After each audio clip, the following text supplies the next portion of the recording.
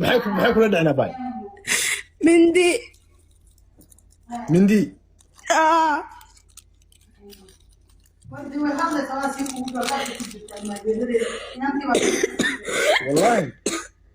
والله بليت الله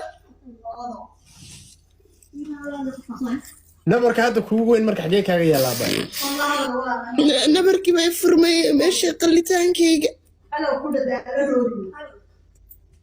gudaha ka furanta mise kor gudaha hagan korka gudaha de nabarkiga aniga laser baan ahaa boogtaa haye de labada naagood kaligiis ka bacili kareenin beer guri bay soo xidheen waaga gacmaha iyo wajiga wax ma ka gaareen wajiga way ka gaareen mana tusi kartaa xisaab ay wax u gaareen والسكرة نطوس مره هو هذا ما قاوند دايم مو سوق أحمر حرنا يا أعوذ بالله من الشيطان الرجيم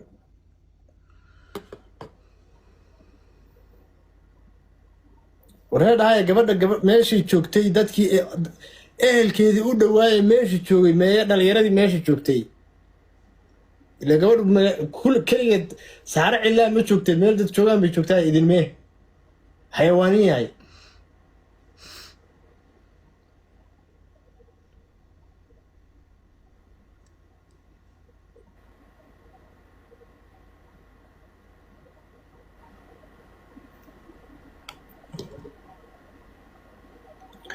والله waa u nacasnimo gabar yar oo in adeertooda haday u dilayaan Khalid Mulla muxuu liibiya xaaladiisa uga hadla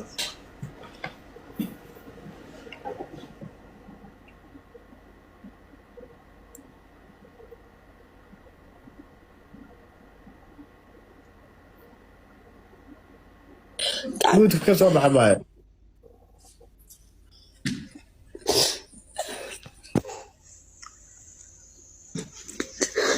وجهنا maxay ka gaarsiiyeen ما بدنا وجهك ما بدنا هالكريال كروية كان والله هذا قبل الصلاة انت هسه قلت رنون dhaawacyo caloosha furantay waxaan ahayn miyaa jira hoos lugaha iyo miyaa wax ka gaareen حاول الويك كاري yaa u malaynaysaa marka waxa inuu ka dambeeyay رد مشاكل كرت الدكتور بأمي من نبركي جاز لي صوتلا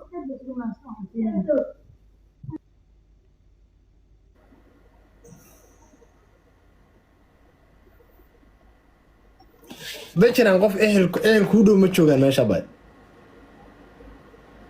walaal inan iyo wiil baa way ma gurigooda hadda jooga meesha iga soo kaxeeyay wax kastana ogaa goob joog ahaa way joogaan yarba hadda wacay saa ku jiriyaa السلام عليكم ورحمة الله وبركاته ولا لها قلبي أنا جالس عدد channel كنا واحد ليه السورة دوادا هدي أي تامرك كوباد الصوب بقول channel كنا فضل السبسكرايب ليه جنب لك فرص يادو نقطة داودها كوباد داودها برنامج شدينا هدي أظهرين ولا جوكتين أو كم سنتها الجوك استاد قروح هذا بدن ولا عدوكم باني قدي من السبسكرايب كنا ضيق ولا حول ولا قوة إلا بالله سيدا إنه داون إن فيديو هردعها وحيس حرقو أما فنانة دي حيس حرقو u dhaxday amaba cunuga u dhashay fanaankii kale ee nimcaan hilac sidaynu wada ogsoonahay gabadhaas waxay ku sugnayd wadanka Liibiya iyadoo u joogtay halkaas dhanka safar in ay badda marto oo halka iyo dhanka iyo Yurub ka gashay iyadiyo cunug yara oo ay dhashay dhawaanahanba waxay ku sugnayd Liibiya Soomaali intooda ugu badan way wada ogsoonayeen waxaa jirtay bari dhaweyto dhowr bilood ka hor 2 bilood 3 bilood ka hor oo ay soo dhigtay fiidiyo xiis xarago barteeda ay ku leedahay TikTok-ta iyada oo leh amaba ka turjumaysa in ay joogto Yurub ayadii cunugeeda oo meel barfa ay ku dalxiisayaan kadib arintii gadaal laga soo sharaxay amaba naloo ka soo sheegay iyada oo arintaas lagu salaynayo inay jiraan gabadhan naago loo soo adeegsaday oo daba socda kadibna rabaan gabadhan inay dhibaateeyaan amaba ay dilaanba waxaanu dhihi karnaa gabadha tan naagaha ay ka cabsanayso oo locationkeeda dhan loo bedelay waxaa la yidhi gabadhan locationkeeda iyo waxaas baan rabnay inaan bedelno oo locationkeeda meel kale ka dhigaynay sidaa la ajgeed baa gabadha tan videoga ay usoo duubtay inay Yurub joogto ah haddana ammaankeedii baan sugnay macnihii waxay dhaheen markaas gabadheena xiis xarago ama fanaanada xiis xarageed ammaankeeda ayaan sugnay sida la ajligeeda ayaan usoo cadaynaynaa in aysan Yurub joogin laakiinse ay joogto Liibiya maadaama gabadhii ammaankeedii la sugay sidii dadkii markaas social media ka soo hadlay ay sheegayeen hadda maxaa ammaankii loo sugi waayay ammaankii horaa loo sugay hadda maxaa ammaankeedii faraha ka saaray hadda waxay sheegaysaa waxay soo qabsatay live-ka Khalid Mulla waxay sheegaysaa xiis xarago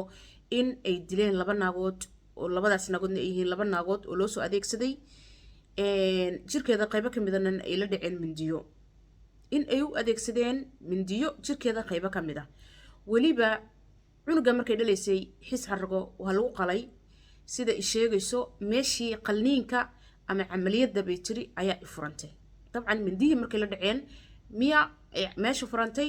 mise markii ay dusha ka fuuleen oo ay dilayeen oo awoodooda adeegsanayeen baa camaliyadu furantay may kala cadayneen meeshii qalniinka aan ka galay bay tiri ama qalniinka la igaga sameeyay maadaama cunuga laga soo saaray qalliin baa operation baa lagu sameeyay soo maaha qofta dumarka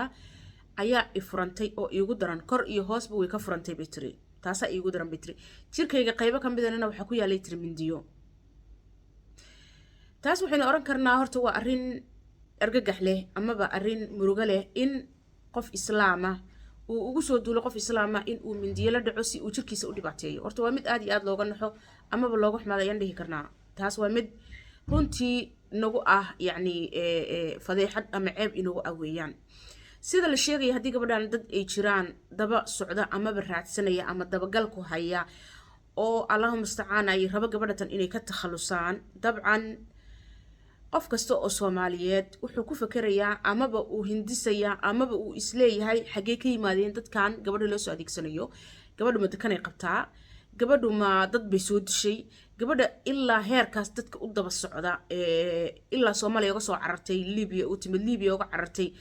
oo ay maxaa la dhahay Liibiya maxaa la dhahay meel amnigeeda lagu raadiyo amnigeeda lagu sugo loo raadiyay la geeyay been laga soo sameeyay in ay Yurub joogto intaasna ay tahay kaliya amnigeeda si loo sugo nafteeda loo badbaadiyo haatana Liibiya meeshii amnigeeda lagu sugay iyo gurigii lagu xareeyay looga daba tagay oo lagu dilo lagu soo duulay dadka ilaa heerka daba socda gabadhatan maxay u daba socdaan bas dhigi kartaan maxay soo samaysay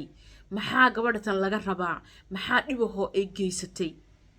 qof kasta oo Soomaaliyeed muxuu ku fikirayaa wuxuu ku fikirayaa ninkii hore ee ilmaha ay u soo dhashay oo ay kala tageen amaba ay isqabaan baa Allahu aclam ee ahaa finaankii wiilkii ee ilmaha u dhashay ay kala tageen amaba isqabeen ee ahaa Nimcaan Hilaac iyo wax asaga ka socda ayaa gabadhatan soo weeraraya ama weerar ku haya ama isaga ayaa soo adeegsaday dabcan Soomaalida inteeda badan sida ayay u fahmeen ama sida ayay u fahansan yihiin Soomaalidii sida ayaa ka dhaadhacsan ama sida ay u fahansan laakiin ilaa hadda dadka ayada u soo hadlaya xiis xarago amaba ayada afkeeda ay ka hadlayso ma aysan cadaynin ama maba aysan sheegin dadkan ayada daba taagan amaba daba socda meesha ay ka yimaadeen ama cidda ka dambeysay ee soo dirtay anaga gabadhatan horta Ilaahay ha u boogadhayo Soomaali Maxamedna inay u kacdo